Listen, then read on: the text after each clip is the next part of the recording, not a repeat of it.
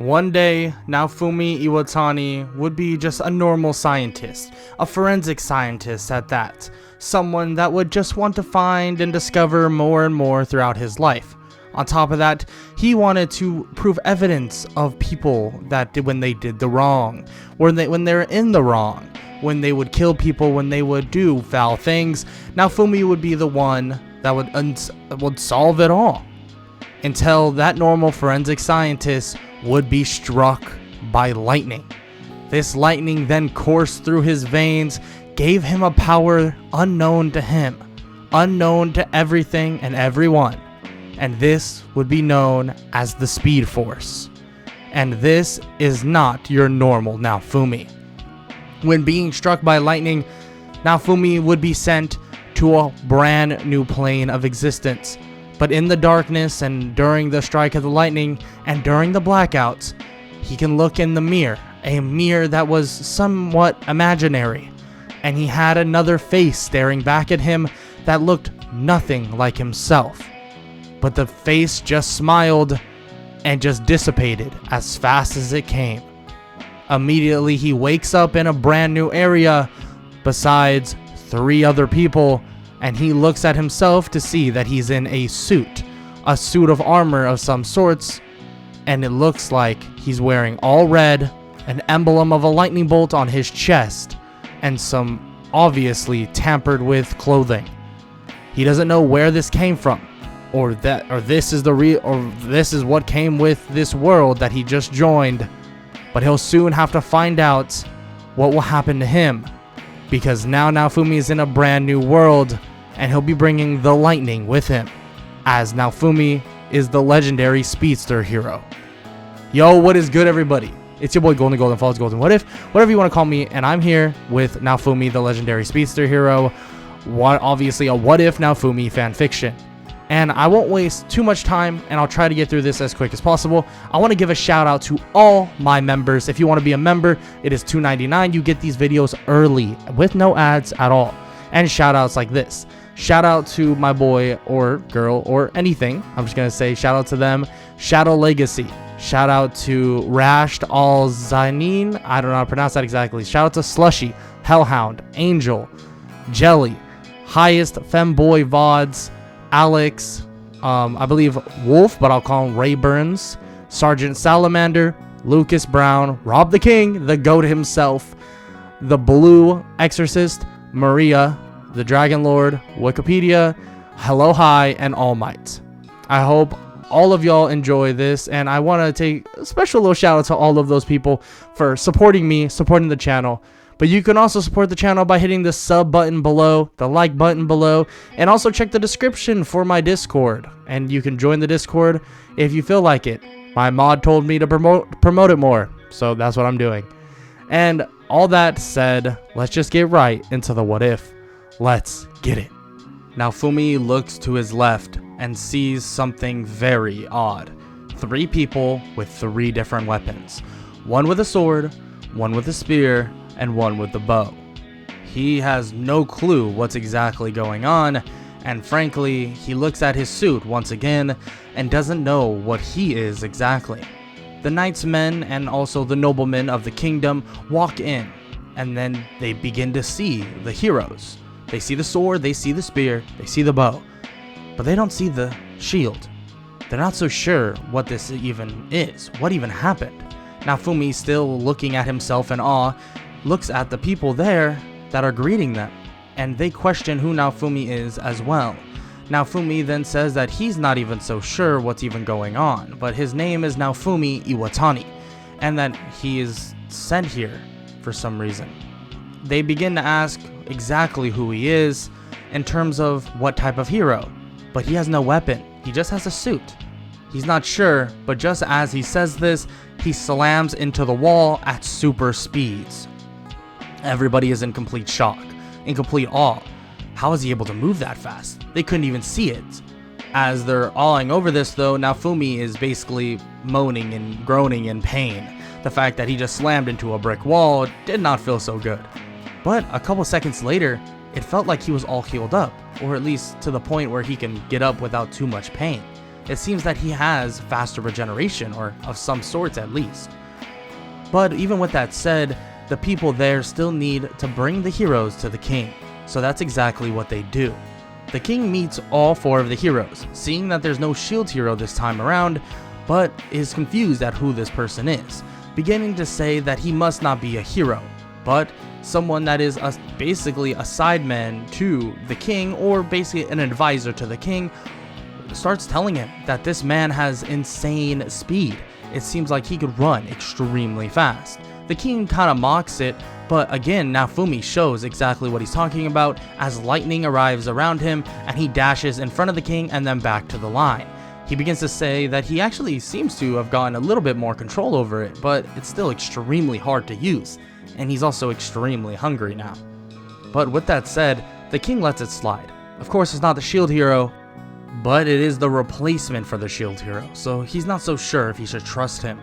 But with that said, they send them away after explaining exactly what the waves of catastrophe are.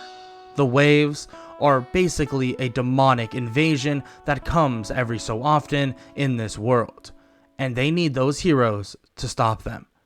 When they leave though, the 4 of them head to this hotel-like room and begin talking about this world, about it so similar to a video game, in which Naofumi agrees, being someone that has played video games before to an extensive degree, but still, he doesn't spend too much time nowadays as in terms of his adult life.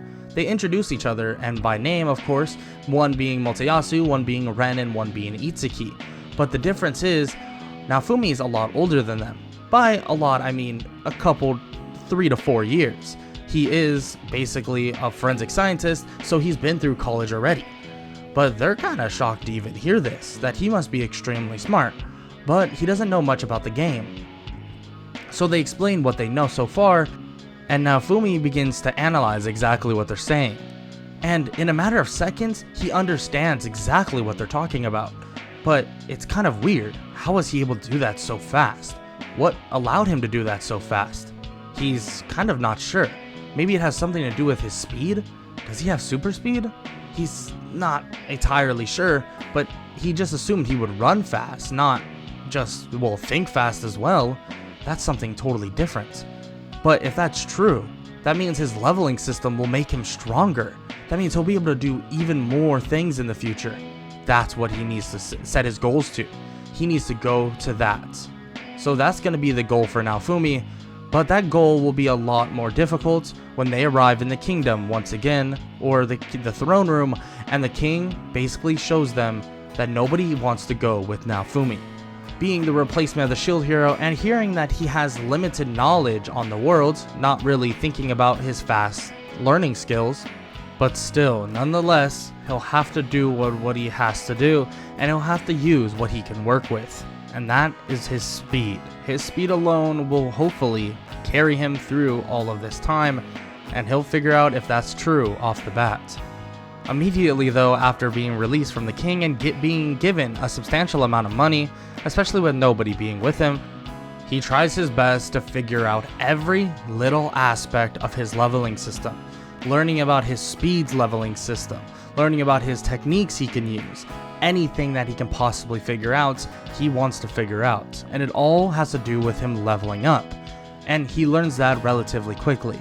But he's going to immediately head over to a blacksmith. Maybe he can get some new armor upgrades, and maybe he can even adapt the armor to the thing that he has on. It's a suit for him running really fast and doing other things like that. But the real question is, can it be adjusted? So that's what he wants to know. He heads over to a man by the name of Erhard. Erhard gives him some tips and actually offers him some weapons, but these weapons do not work. As the Speedster hero, he cannot do a thing about weaponry. But he does ask about adjusting his armor, and of course Erhard has some ideas, and he begins to pull out some various other clothings that would give him special boosts based on his level. And he begins to put them on, and immediately they begin to alter his suit. Instead of the red suit that he normally has, it would transition into this green and black suit, and with a black emblem on the very middle, the majority being that of a dark green. But still, he's able to adjust his suit how he wants. he figures that not only does other clothing affect the style of the suit, but it affects how the boosts work. So the suit he currently has on gives him more strength and more durability, but he can also switch it out for something that's lighter, makes him more light on his feet, and maybe can even up his speed, which is already abnormal, but even higher than normal. So he decides that he's going to take some of the clothing, pays Earhart some money, and even gives him some extra, and says that if he needs anything, to ask for some favors, and he's sure that he can do that.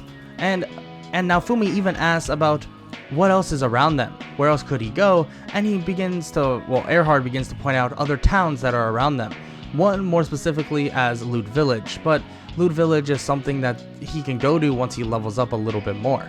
So Naofumi decides to run off, sprinting through the city, getting more of a grasp on his powers, and he ends up in a forest. During that forest, he begins to run around trying to avoid tree after tree just to get used to his superhuman, well, at the end of the day, it's superhuman speed. He tries to basically bounce around every tree and defeat monster after monster. Fighting some small balloon-like monsters that are orange in color, he easily is able to phase his hand or just Speedster punch him right in the monster's face, sort of, just, hit the monster. And every time he hits the monster, they more or less just obliterate and fall over, except for some of the other monsters. This is when he does learn that he can use his speed for far more than just punching. He can use it for something other known as phasing. Phasing normally would allow you to just phase through walls or walk through a wall because you put your molecules at a state where you can just slide right through them, basically as if you were pure air.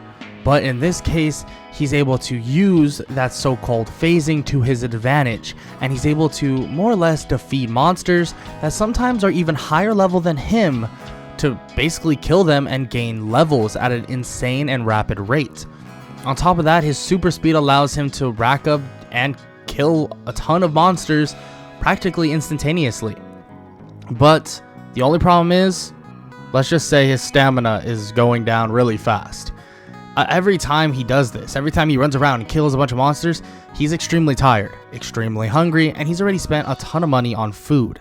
That is definitely a problem. Optimization in that regard is going to have to happen, but he does feel that the best way of doing that is getting party members. And one night he begins to walk out and actually search for party members himself. But when he doesn't find anybody and nobody actually wants to go with him, not knowing the reason why, someone actually does approach him in that vulnerable quote-unquote state. It's the slave market owner, there to offer him a chance at a slave himself, that he can get a slave that would obey his every word. But Naofumi's not really up for that. He doesn't want a slave, but he doesn't like the idea of him having slaves, or the slave market basically selling them. So he decides to walk in anyways with him and look for a slave that he can buy, but he's not going to put a slave crest on them. And after some searching, he does come across a little girl. Feeling really bad for her, he decides to actually buy the girl by the name of Raftalia. Being that she is a demi-human, she's not quite a human, but still she is part human. Maybe she'll be able to help him in the long run. The slave market owner basically says that he really should get the slave crest, but Naofumi refuses, saying that if she wants to fight, she will fight, and that she can help him out in various other ways as well. So he decides to take her to Earhart and get her some new armor and some clothing and also a sword. Quickly, he begins to explain to her what's going to have to happen. And she is kind of scared, but says that she wants to help the best she possibly can because she doesn't want to disappoint. In which Naofumi makes it clearly and very apparent that there is no disappointing. It's that she'll try her best, and if he sees that, well, she can't basically handle the legitimate fights, then she'll just have to stay out of them. He set her free for a reason, not for her to be a slave, but helping him would definitely be beneficial. So they start training together once again, leveling up, and Raftalia gets more and more comfortable with the idea of killing things, even killing things that will produce blood. But after some time, they do realize that the money is getting cut short, especially with how much Naofumi needs to eat and energize himself. And yeah, he begins to level up a stamina-like aspect of himself so he doesn't have to eat as much, but that is still nowhere near the amount he needs. So he super speeds them both to Loot Village and sells as much as he possibly can, but quickly learns that he actually can make a quick buck at a cave nearby using a pickaxe that he can basically get from the village for free. So he super speeds them all the way to the cave and begins to mine all the ores he possibly can at insane speeds, trying to get a ton of them. After gathering practically every single one of them, he begins to hear a growling and a roar come up from behind. It's actually a two-headed monster. A two-headed dog monster begins charging at them, and Naofumi immediately punches the dog in the face, but Raphtalia is quaking in fear. He runs back to her and tells her that it's okay, that she can learn how to fight the fear, learn to fight all of the emotions she's feeling right now, channel them and use them as a source. When she hears this though, she immediately grips her sword and charges forward, slicing at the monster, letting Naofumi finish it off once again with one final super speed punch. Once that happens, he completely kills the monster and absorbs as much as possible into his little emblem, being that as his storage or his gem, how the other heroes would have the gem on their weapons. Naofumi has it on his chest with his suit. So he takes Raphtalia out of the cave, they sell the stones or the gems, and luckily they've had some very beneficial time leveling up. After this, nothing much else happens. It's just a lot of grinding and leveling up, which is pretty quick and fast, with Naofumi and Raphtalia being on relatively the same page. A month passes and the wave is soon to be upon them, but Naofumi and Raphtalia have grown substantially. Raphtalia actually has grown into a young woman, being that of demi-humans have that kind of regard, and when they level up, they actually grow up. That's kind of like their aging system, you could say. And Naofumi has grown exponentially as well. Raphtalia being at a level of about 25 to 27, and Naofumi being at a level of about 35 to 37. So he's definitely higher level than her, but he also has been working on a lot of skills. Of course, his speedster powers and running around at insane speeds is not something he'll get used to immediately. So yeah, he was able to more or less learn how to super speed everywhere, but it took him some time to perfect it. And over this month, he felt that he more or less did just that. But it kind of limited his leveling up. Frankly, he could have got insane amounts of levels if he already knew how to run around and completely control it all the time. Even his phasing isn't perfect. He sometimes messes up and actually breaks a finger or two. So now he kind of has a grip on all that. Unluckily enough though, some of the other skills that he knows, or at least are in his character tree, he can't use them because he doesn't know how they even work. He didn't have enough time to actually learn them, and if he spent too much time on those, he wouldn't have been able to actually level up. But with that said, it was still fruitful training, beneficial, and him and Raphtalia decide to head to the Dragon Hourglass to check how much time it is before the next wave. When they arrive, they see that the wave is going to happen in 24 hours. And soon, right after they arrive though, the other three heroes arrive as well. And Motoyasu tries to make the moves on Raphtalia, but Raphtalia immediately rejects him, saying that he's just weird. Why would she ever get with him? Look at his hair. In which Naofumi kind of laughs about, and Motoyasu just awkwardly backs up. Naofumi then explains who she is, and that he saved her more or less from a slave market. But unfortunately, slaves are kind of, legal, so he can't just run in and break them all free, and he might actually get in trouble for that. And he'll have to do that via the political way. But even that is kind of hard when nobody really talks to him. In which some of the other heroes say that they'll actually speak with the other politicians or the people of the kingdom about that, but we all know that's never gonna happen. But Naofumi basically just makes it apparent that Raphtalia is not a slave, and frankly, he makes it apparent without even thinking about any repercussions if they actually did think she was a slave. He just wanted to make that known that she wasn't. But with all that said, he says his goodbyes and they're still on decent terms, so nothing really happens there. He heads off with Raphtalia back to Loot Village to basically just get ready and set up. Same thing, he takes a visit to Erhard using his super speed to get as much supplies as he possibly can with the money he currently has, which is still kind of running a little bit short because at the end of the day, he still isn't perfect in terms of his food consumption and he has to pay a lot of money for some good food. But maybe he'll be able to figure that out sooner than later, or rather than later. But with that said, the wave is about to be upon them, the first wave that they'll have to fight. So Naofumi waits and sees that a screen pops up on his interface, saying that he can be transported to the main boss, but he decides not to. He wants to actually stick around Loot Village and some other places that he's actually found around, some very small villages that are around the area, and he wants to make sure that they're all protected. So using his super speed, he kind of just runs around obliterating as many monsters as possible, and Raphtalia is there at Loot Village slicing through any monsters she has to slice through as well. She may only be level 25 until level 27, but she is still extremely strong and knows how to basically use that sword to a good extent. And after some time, finally the wave begins to subside, and the people of Loot Village and various other really small villages begin to thank Naofumi and Raphtalia for all the help, in which Naofumi says that it's really no problem, it's just the job of a hero.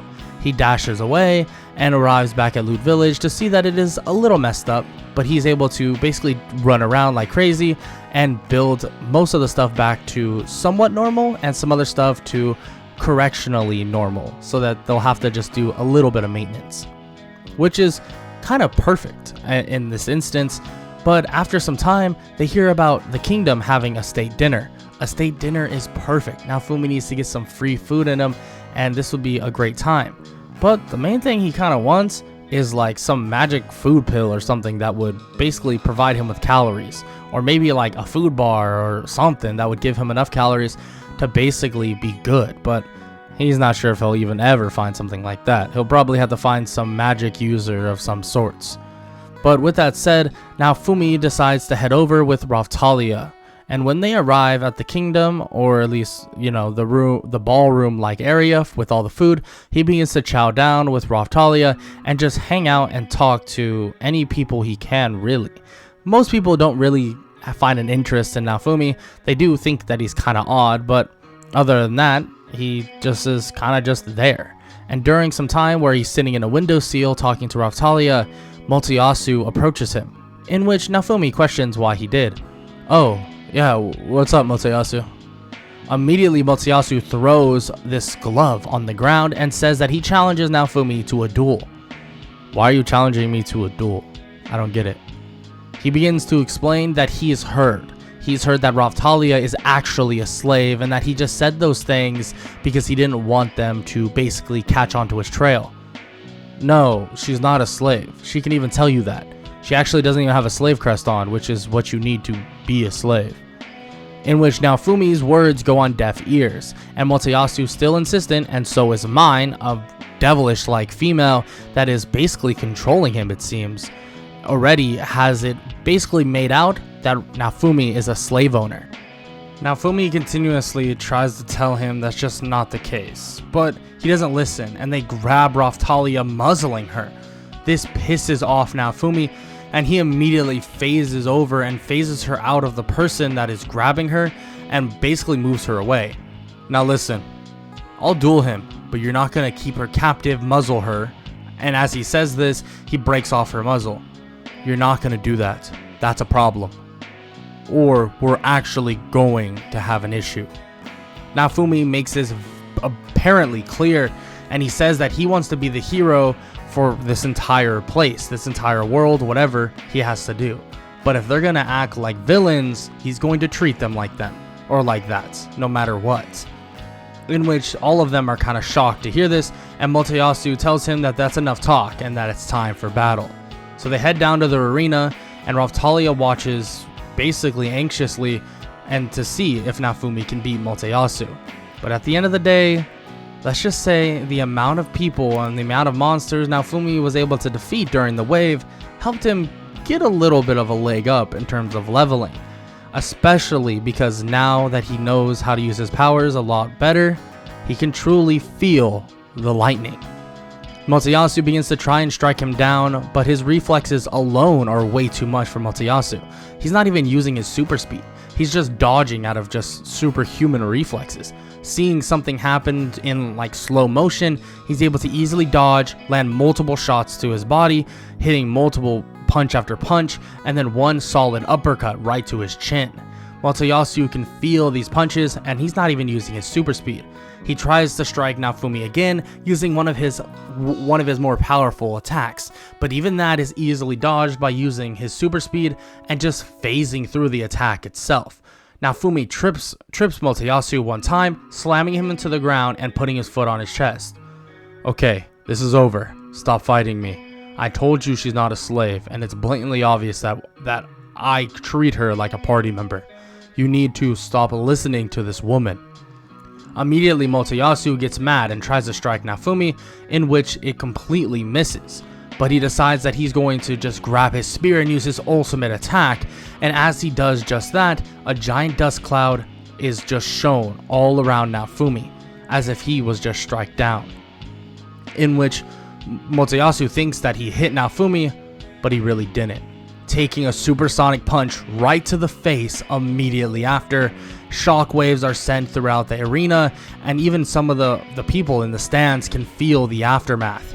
Naofumi lands the nastiest right hand on the jaw of Motoyasu, knocking him out cold, in which he begins to walk away, and with Motoyasu just completely on the ground, unconscious. He tells Rautalia that it's time to leave and that they don't need to deal with them anymore, at least not for now. Mine mocks him, saying that it doesn't matter, that a hero like him will never be worth jack squat. But even Naofumi just ignores her. But these words would get under his skin. The fact that he's practically saving this world, but what resentment do they have against him? What is their problem? That begins to boil into this odd rage that is within Naofumi, but that rage will slowly subside, at least for now. Naofumi heads out with Rautalia and decides that maybe it's time to actually get a brand new party member. They begin to look through to see if they can actually find a party member that would be good enough, and he decides something, that maybe he'll get this little egg. This egg right here actually could be pretty decent, in which the slave market owner says that at the bare minimum it will be a Philolial, in which they do get the slave crest because obviously this is a monster, so they want to make sure that the monster is well tamed, at least for now, and takes the monster out. But after a couple days, and actually not too long at all, the monster does hatch, but it's kind of odd. The minimum of Philolial is interesting, but this monster is way different than just that. This monster is very reminiscent of a dog. Maybe reminiscent of a werewolf? He's not so sure, but there are basically factors that make him believe that it is some werewolf-like monster, but even he doesn't even know. It's some small little dog that may turn into a wolf-like creature in the future, and well, a couple days pass and that is exactly the case, turning into a bigger wolf. But when the wolf runs, lightning trails behind him and he dashes like crazy. He can feel the force, the speed force within him. That dog, well, in which Naofumi, uncharacteristically, or more like, uncreatively calls him Sparky, is one of just like him. He's a speedster just like Naofumi. And this is going to be extremely beneficial. But soon after, someone approaches Loot Village. It's Motoyasu, Mine, and an entire knight army, or at least a group of them. And they begin to say that based on royal decree, Motoyasu is to have Loot Village for himself, in which Naofumi refuses this, saying that that is ridiculous and that he will not give up this village to him, especially to give taxes like the way they are doing. This village is fair for pricing and fair for the people that live here, and they will not change that. In which Motoyasu doesn't know what to say, and Mine basically is about to say that they're going to change, that they're not going to change a thing, but a shadow appears showing her this odd looking thing to read, in which forces Mine off of the area, and Mine gets pissed, saying that Naofumi will basically be here the next time they come, and they'll shut it all down. Naofumi shrugs and says that the Loot Village will be just fine, and he promises that, and that he can race back in an instant if a problem occurs. So Naofumi, Raphtalia, and Sparky then begin to head off to their next village/journey. During this journey though, Sparky grows in size once again and is a giant wolf now. Basically the height we're talking, not length, but the height of Naofumi is how tall Sparky is. Sparky is that tall and really, really long, basically a giant wolf, in which Naofumi says that he has a great idea for Raphtalia to hop on Sparky's back, and that they'll run at a decent rate so Raphtalia doesn't, go and fall off of Sparky and basically hurt herself bad. They'll run really fast to the next village. And when they begin to do that, they come across a trader that is actually getting harassed by multiple bandits. But quickly, Sparky and Naofumi, using their speed, just knock out every single one of them and tie them up as if it were nothing, and put bags over all of their heads so that they cannot see what's going on. Quickly, Naofumi explains what he just did and who he is to the trader, and the trader says that he is in complete debt to Naofumi and that he will help him no matter or how he can think of. In which Naofumi says that he'll take anything he possibly can, in which they allow the trader to basically travel with them until they arrive at the place they want to go, or the trader wants to go.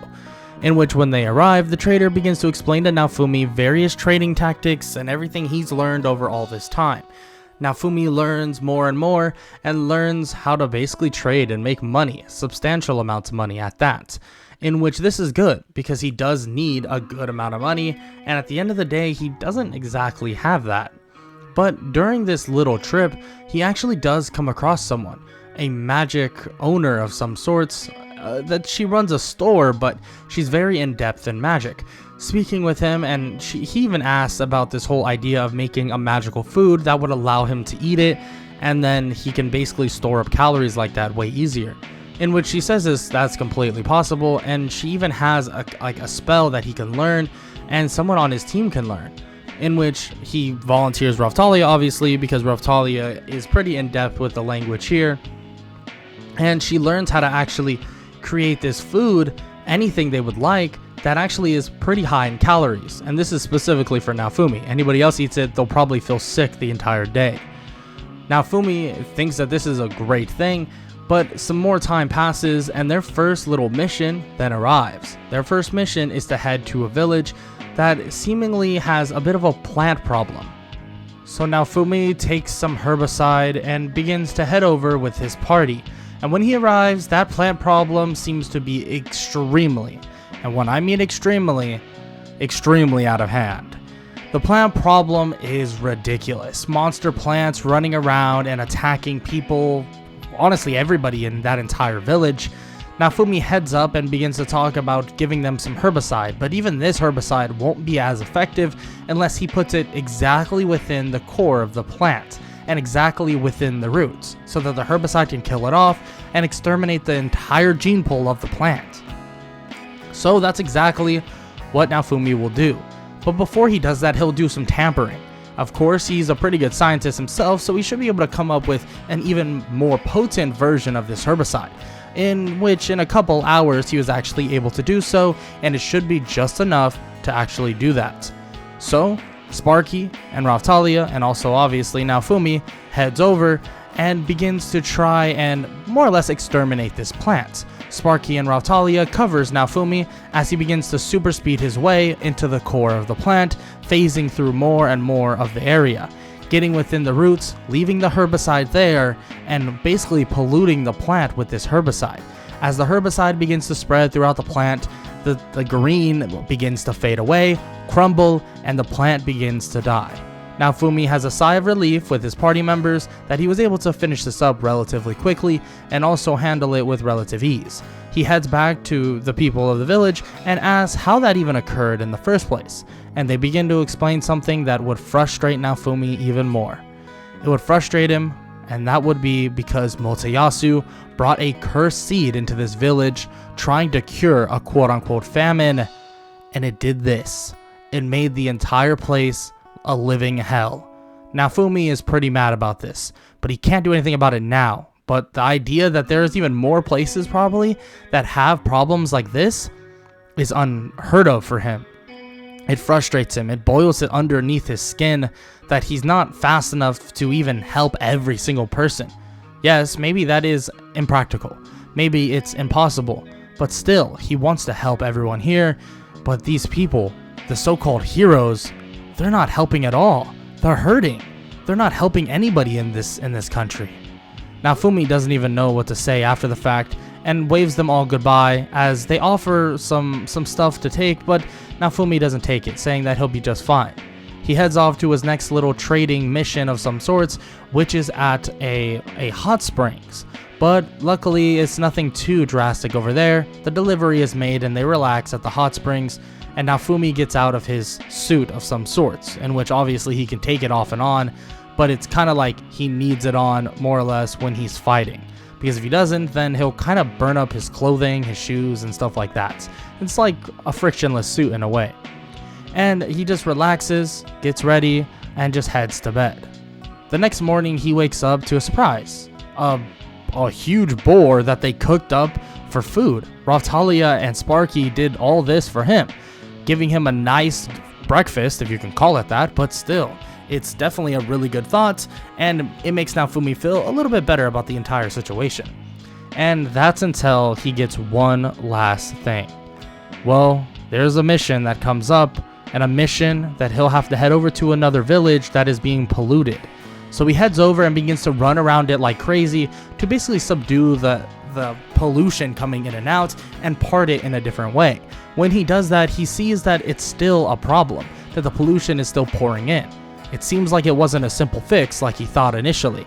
Naofumi jogs into the place or the village and begins asking what's going on, in which the village leader begins to say that the sword hero Ren killed a dragon above them, but didn't get rid of the body, so it's decomposing and polluting their entire village, and is just putting them all in a horrible, horrible, sick state. This frustrates Naofumi. Another one of the heroes not doing their job. That's pissing him off. That's making him extremely mad. Naofumi doesn't know what to do. What is he supposed to do? He can't just discipline these people. They're not going to listen. They have egos out of their mind, so what is he supposed to say to them? He doesn't know, but maybe the words will come across eventually, so he decides that he'll clean up the mess up there. So he super speeds up there with Sparky, telling Raphtalia to stay down just so that she doesn't get too badly infected. So they run up and begin cutting it up into pieces, but just as they're super speeding the dragon to pieces, the dragon begins to awaken. So both Sparky and Naofumi begin to phase the dragon back into the mountain, getting only his head sticking out, and he's completely stuck. Naofumi is able to defeat it relatively easily from here, and so does Sparky, throwing a lightning bolt at its neck. And the lightning bolt may not be extremely strong, but since the dragon is kind of in a extremely vulnerable state, it does some relatively good damage, defeating the dragon with relative ease. He actually does know that this Speedster power is a positive. Thank God it is, because he wouldn't be able to handle another negative.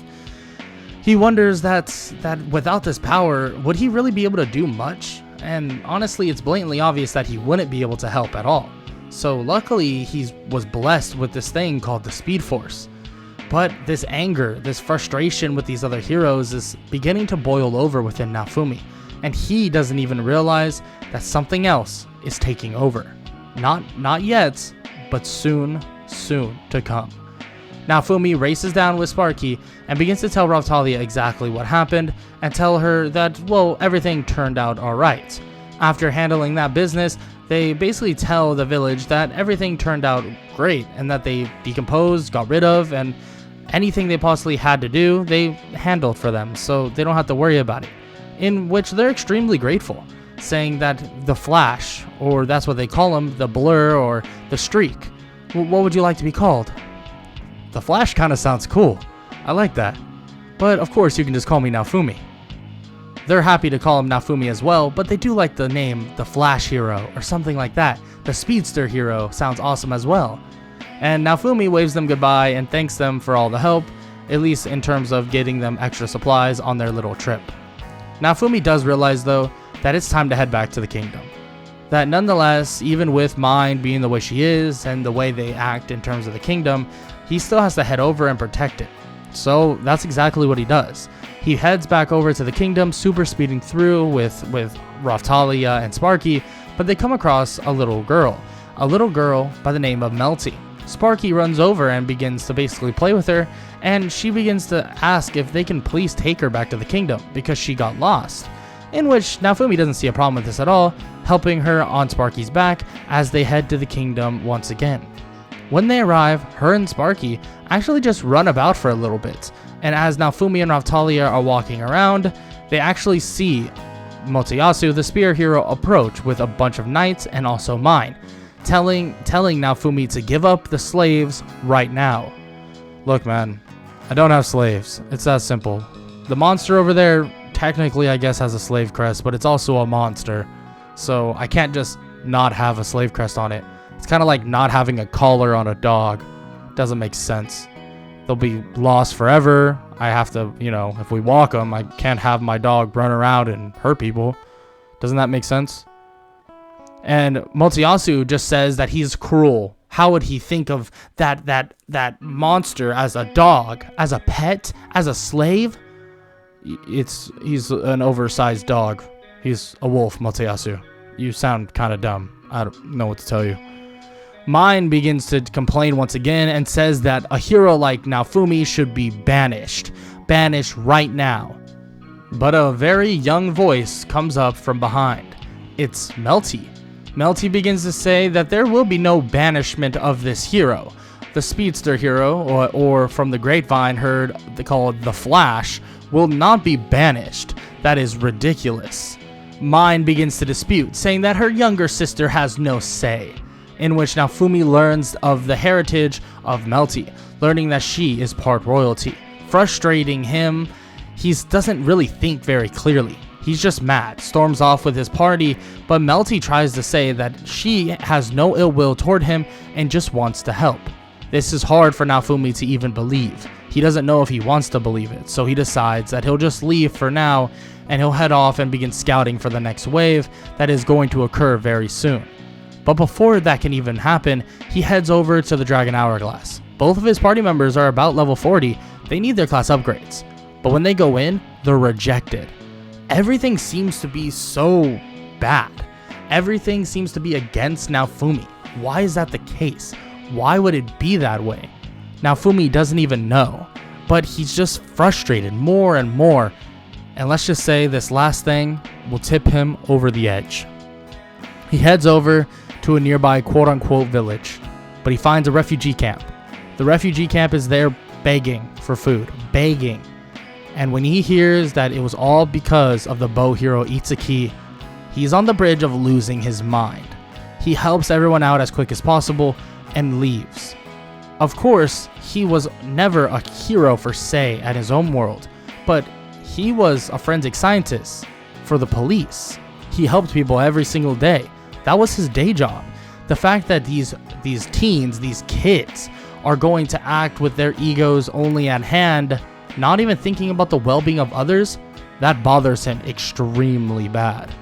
But what he doesn't know is that what's boiling over within him is activating a brand new power. Activating his curse series. This curse series is a whole nother ballgame though. Something, or more like someone, was waiting for him to unlock it. Naofumi heads over and finally arrives at a place where Ren and Itsuki are currently. He begins to basically berate them, saying that they did a horrible job, that Ren basically left a decomposing dragon and gave a ton of people a plague. And Itsuki, yeah, you might have caused a revolution, but you just put another terrible power into power. What was the point? And he is just frustrated. Raphtalia and even Sparky are trying to get him to calm down, but he's getting more and more mad, throwing a table at Ren and just smacking Itsuki upside the head, extremely hard to the point that he crashes into multiple tables. Naofumi is enraged, and he begins walking out of the area with his party. It seems that his anger is slowly but surely taking over. Naofumi then realizes that the wave is upon them. It's very soon. It's only a matter of time before this next wave is going to occur, and that's exactly what's going to happen. He decides that he'll protect Loot Village with whatever he can, and his power may even seem to be stronger than normal. It seems that his power has been elevated. He doesn't understand how, but he doesn't question it. It might be the rage, it might not be the rage, but it seems like this power that he has within him is different, intertwining itself, becoming stronger. Naofumi destroys every single monster there as if it were nothing, and waiting for hours on hours for the wave to end, but the main boss was never slain. So Naofumi and his party head over to the main boss to see, guess what? 3 heroes arguing. Naofumi is livid, racing over to exactly where he knows the main boss would begin, punching the shadow, forcing it out of hiding, making a Soul Eater. He immediately speeds up and crashes the Soul Eater into the ship as Sparky uses lightning and electrocutes it like crazy, even using his speed to basically just dash around it. Raphtalia finishes it off, making sure that it's dead, but just as they thought it was over, and as he's about to get mad at the other heroes, someone else arrives, as another Soul Eater does as well. But that Soul Eater is instantly killed by their visitor. It's a woman in a black kimono with 2 twin-bladed war fans ready for battle. Naofumi backs up and begins looking at her and says asks who is she and what does she want. You see, I only really want one thing, and that is for all of you to die. Glass begins to attack all 4 of them, but luckily Naofumi could get Raphtalia and Sparky out of the way. Sparky's already pretty fast, so he can get himself out of the way as well, but the other 3 heroes were practically useless. They were just body bags. They get hit and hurt pretty bad and thrown to the side as if they were nothing. Glass even says that the only person that really can keep up with her would be the Speedster hero. But she's not even so sure if he has to protect everyone else.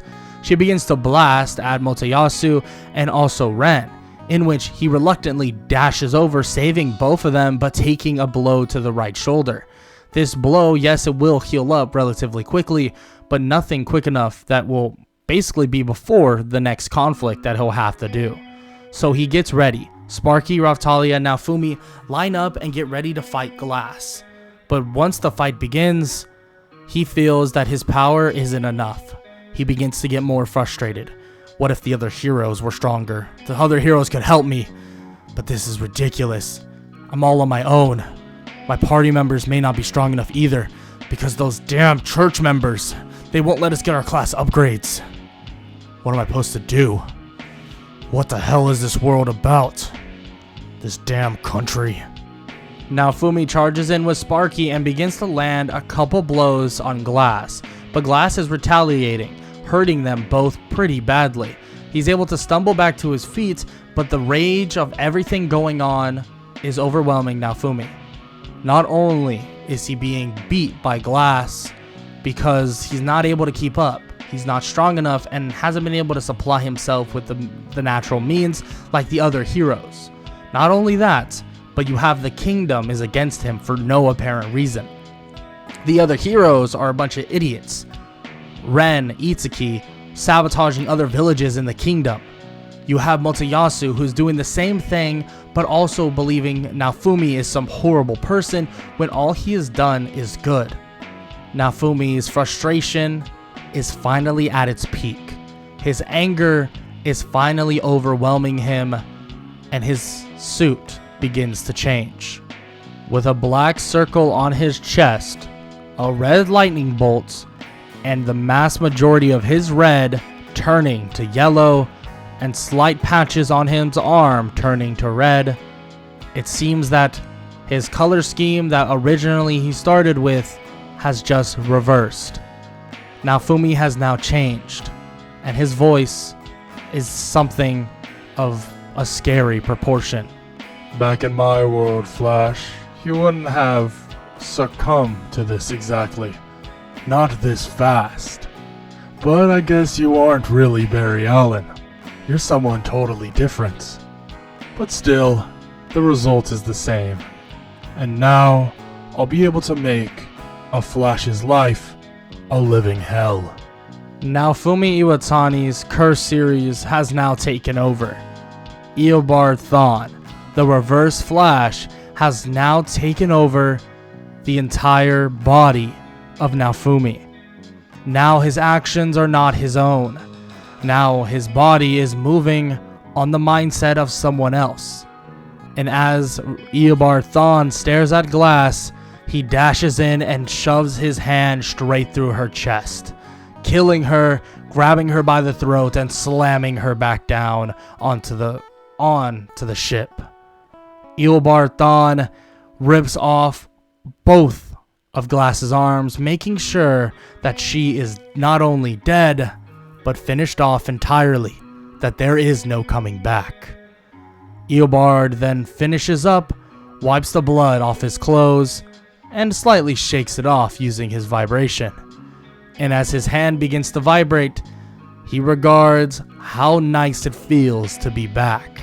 He looks toward Raftalia and Sparky and begins to remark, Yes, it's very nice to be back. and that right there is a wrap for this first installment of Naofumi the Legendary Speedster Hero. If you enjoyed this What If Naofumi fanfiction, other known the title as The Lightning, make sure to leave a like, sub, comment down below, and leave any suggestions you have for future what ifs and for whatever you want to see. So I hope y'all enjoyed overall, and I hope all y'all have an amazing day. Later. The Reverse Flash. For those who do not know him, he goes by the actual name of Eobard Thawne. He has taken over the body of Naofumi, playing on his emotions and taking over via his Curse series. Eobard Thawne, other known as the Reverse Flash, is now on a rampage. A rampage not only throughout Melremark, but soon throughout many others. But how did this all start? It all started when the Flash, Naofumi Iwatani, lost control, and he couldn't maintain his composure anymore. He succumbed to his anger, and he let loose. And his face began to change, and his suit did with it. And every emotion within his body changed as well. The feeling of regret can be felt deep within Naofumi's chest. But with the takeover of Eobard Thawne, it no longer matters. Eobard killed the intruder from the wave. This may have seemed like a good thing, like a great thing. But soon after, Eobard went after the other heroes, pinning Motoyasu to the ground, sending his hand through him and ripping out his heart. Eobard smashed the heart in his hand and watched as the life of Motoyasu fleeted as quick as it came. Ren tried to fight back. So did Itsuki, but nothing was available. Every attack, every motion, every single thing was wasted. Naofumi, or at least Eobard, the Reverse Flash that was within the body of Naofumi Iwatani, begins basically sacrificing, killing, destroying Itsuki and also Ren, putting their lives to an end, leaving only one hero. But the only problem is, he's no longer a hero.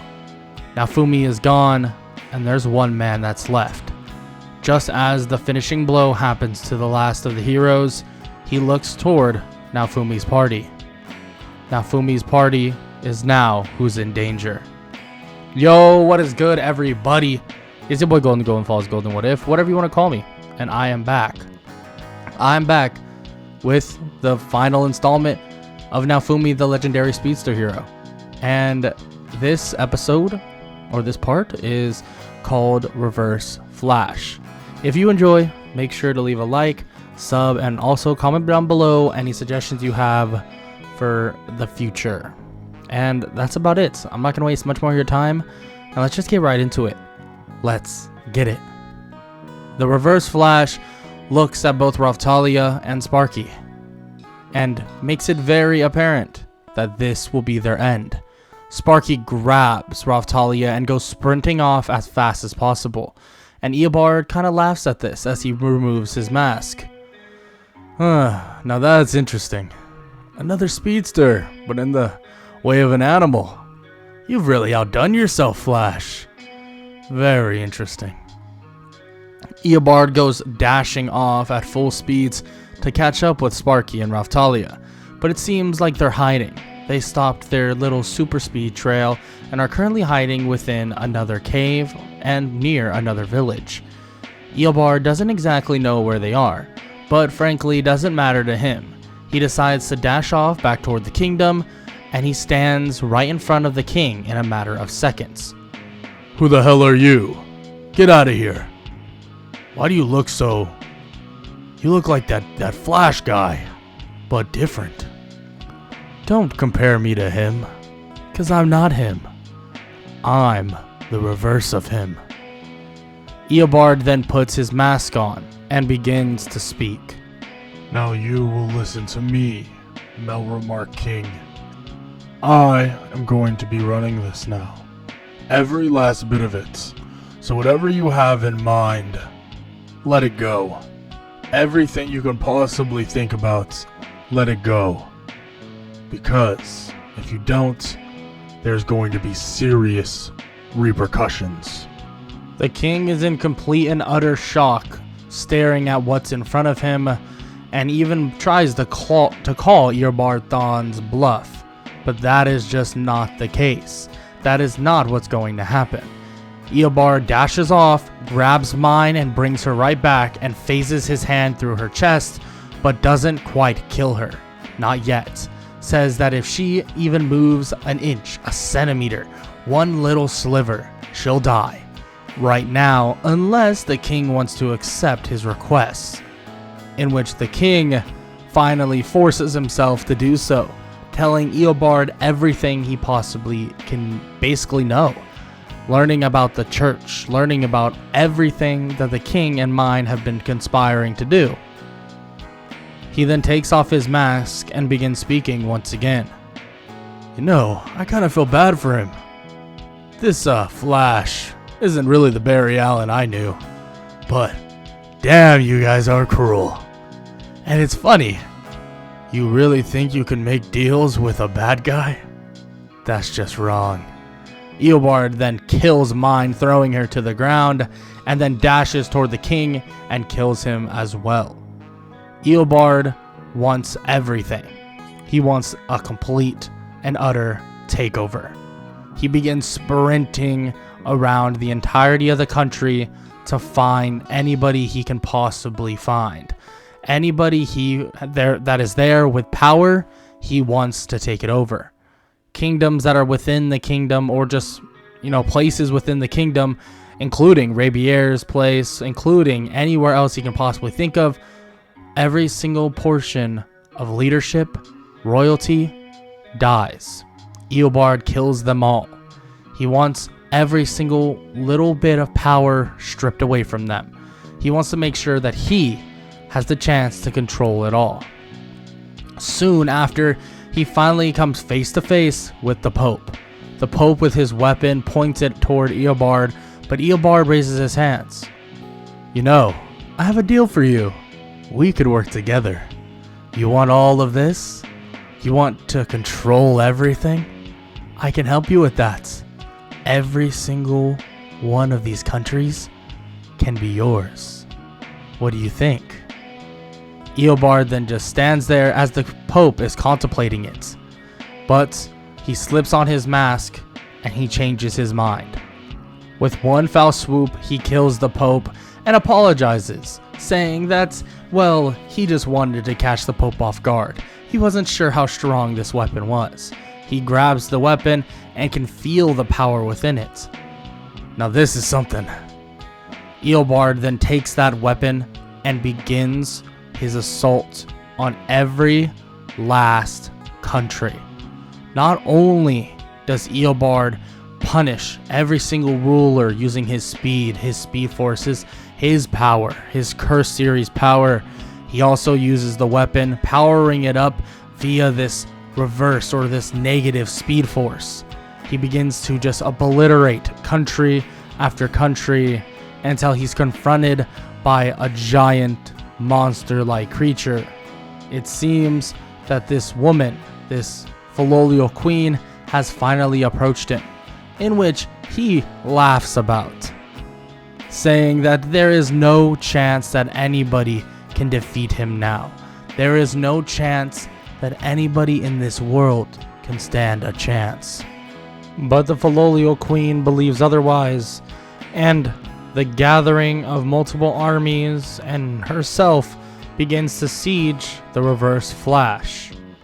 The Reverse Flash begins to mow down the armies slowly but surely. The armies fall one after another, and during this climactic battle, the sky begins to change. The new threat is now right in front of them, and that is obvious. The threat of the Reverse Flash is overwhelming, so this wave isn't as important as defeating him, Eobard Thawne. During this wave though, they wouldn't have expected exactly what would occur. 2 more people there to be on their wayside for help. This odd looking hero, 2 of them in fact, one with a scythe and one with multiple gems, ready for their vengeance for their own Glass, someone that was there, part of their heroes, part of their world. They want their revenge on Eobard Thawne. Not only do they show up, but the 2 people that were part of Naofumi's party show up as well. Raftalia and Sparky arrive.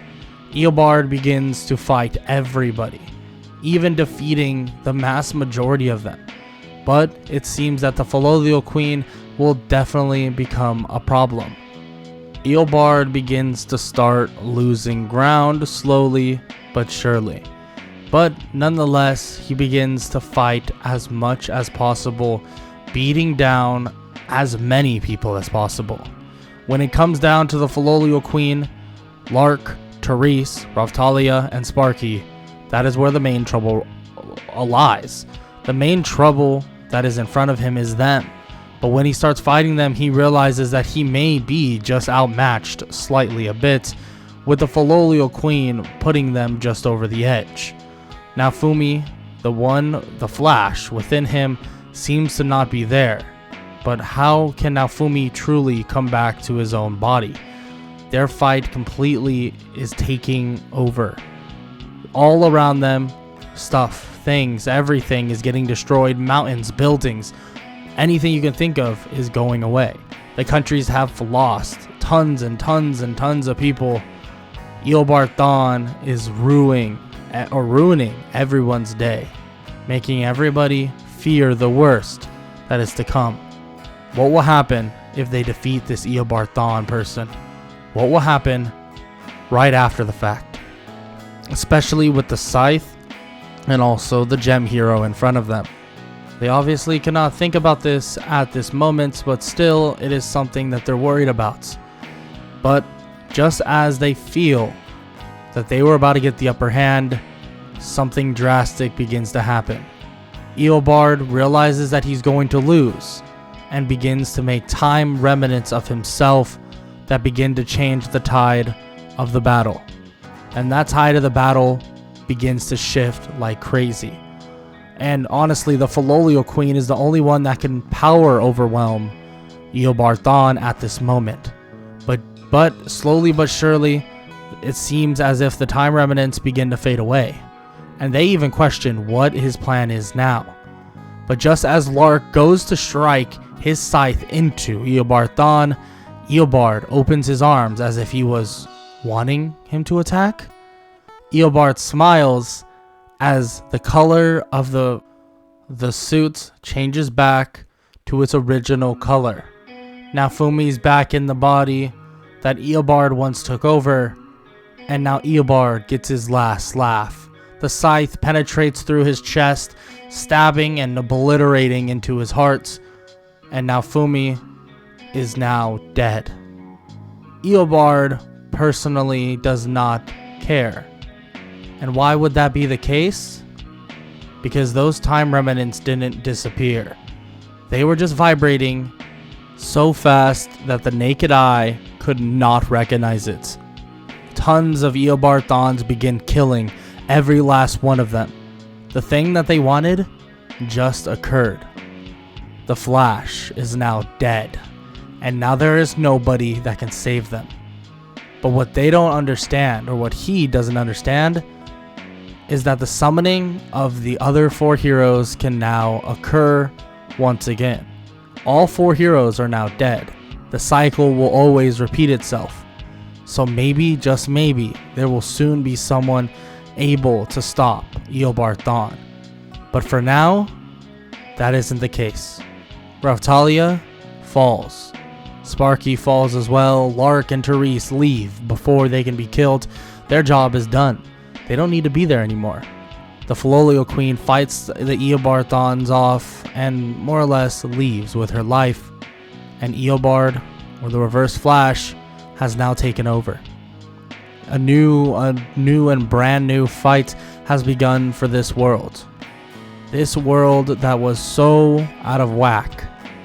What are they supposed to do to save it? Well, it doesn't matter. Not to Eobard.